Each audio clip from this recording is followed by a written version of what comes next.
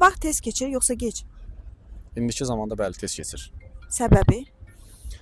Səbəbi məncə odur ki, mən özüm İslam Universitetini qurtarmışam. Yəni Peyğəmbərimiz sallallahu əleyhi və səlləm deyirdi ki, hələ o vaxtı, yəni 1400 il bundan qabaq, qiyamət gözlə qaş arasındadır. Hal-hazırda da indi axır zamandır.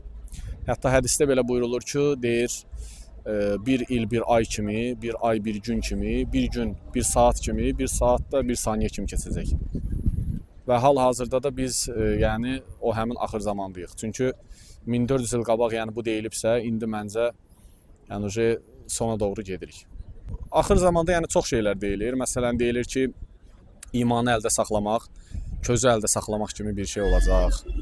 Yəni ondan əlavə insanlar hündür binalar tikməkdə bir-birindən yarışacaqlar.